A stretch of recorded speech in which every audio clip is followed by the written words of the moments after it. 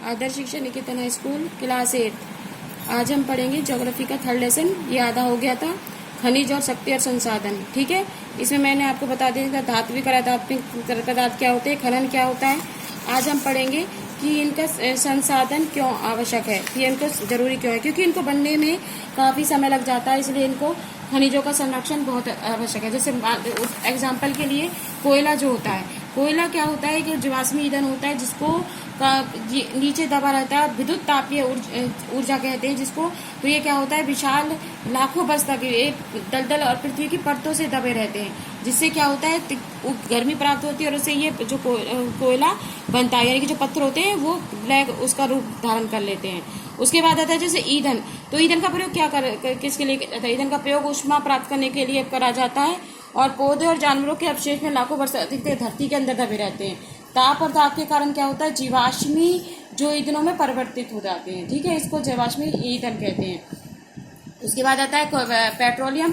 Petrol जिसके ऊपर जैसे हमारे जो व्हीकल्स चलते हैं, हमारी कार वगैरह जो चलती हैं, तो उससे किससे चलती हैं? ये पेट्रोल से चलती हैं। यह सैलों की परतों के मध्य में पाया जाता है, और इसे क्या होता है कि इसको काला सोना क्यों कहते हैं? काला सोना इसलिए कहा जाता है कि जैसे सोना होता है, सोना जो होता है बहुमूल्य होता है और हमारे बहुत काम आता है। उसी प्रकार जो पेट्रोल होता है उसका रंग काला होता है, इसलिए इसको काला सोना कहा जाता है। ठीक है, उसके बाद आते हैं प्राकृतिक गैस। प्राकृतिक गैस क्या होती है? प्राकृतिक गैस पेट्रोलियम मिश्रण में पाई जाती है, जो कि एपसेट तेल का धरातल में लाया जाता है। इसका घरेलू और वाणिज्य ईंधनों के रूप में इसका प्रयोग किया जाता है। भारत में ये कहाँ मिलती है? जैसलमेर, कृष्णा गोदावरी के डेल्टा में, त्रिपुरा, मुंबई, और प्राकृतिक गैस इसके संसाधन है। ठीक है, तो उसके बाद पढ़ते हैं कि जल विद्युत क्या होती है। बांधों में जो वर्षा जल अथवा नदी के जो जल ऊंचाई से गिरने के लिए संग्रहित किया जाता है। बांध के ऊपर से जब पाइप के ऊपर बहता हुआ जल जब नीचे की टरबाइन पर गिरता है, तो घूमते हुए ब्लेड से जनरेटर को विद्युत के लिए घुमाते हैं। यह जल विद्युत क्या कहलाते हैं? जल विद्युत कहते हैं। जिससे पिक्चर दे रखी है कि जल को किस तरह से जनरेटर पर गिराया जाता है, फिर टरबाइन पर लाया जाता है, टरबाइन पर, और उस तरह से जल विद्युत उत्पन्न की जाती है। समझ में आया ये पे? अब पढ़ेंगे कि ऊर्जा के गैर परंपरागत क्या है। ये बिजली बनाने के काम आता है। ठीक है, ऊर्जा के गैर परंपरागत स्रोत क्या है कि जीवाश्मी ईंधनों के बढ़ते उपयोग से ऊर्जा के गैर परंपरागत स्रोत का अभाव उत्पन्न हो जाता है। ऐसा अनुभव किया जाता है कि यदि वर्तमान दर से इनका उपयोग लगातार चलता तो ईंधन के भंडार क्या होंगे? धीरे धीरे समाप्त हो जाएंगे। समझ में आया कि भाई हम इनको बार बार ज्यादा मात्रा में यूज करेंगे, और इनका क्योंकि इनको बनने में लाखों वर्ष लगते हैं, अगर हम इनको बार बार इनका उपयोग करेंगे तो ये क्या होंगे? एक दिन ये पूरी तरह से समाप्त हो जाएंगे। इसलिए गैर परंपरागत स्रोत जैसे सौर ऊर्जा, पवन ऊर्जा और ज्वारीय ऊर्जा, ये नवीकरण है जो कि उपयोग की आवश्यकता है। जैसे यहाँ पर दे रखा है कि लाभ और हानि क्या है। ठीक है, आप अपनी बुक्स में से ये एक बार ये लेसन जरूर रीड करेंगे।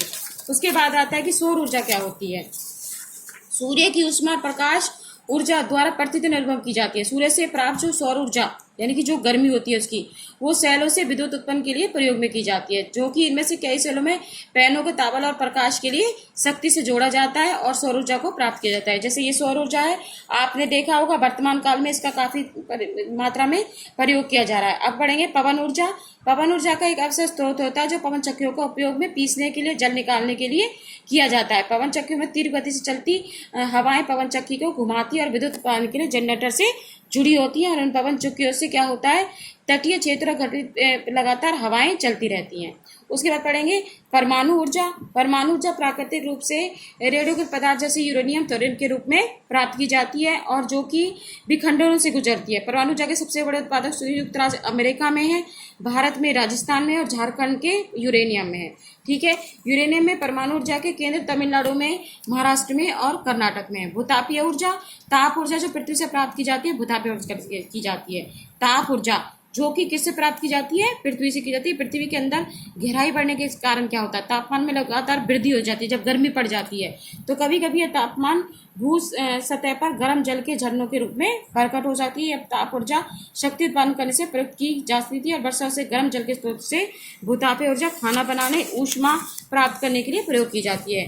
अब पढ़ेंगे हम ज्वारीय ऊर्जा, जो कि ज्वार से उत्पन्न, जो कि वो ज्वार यानी कि समुद्र के उससे प्रजात की है।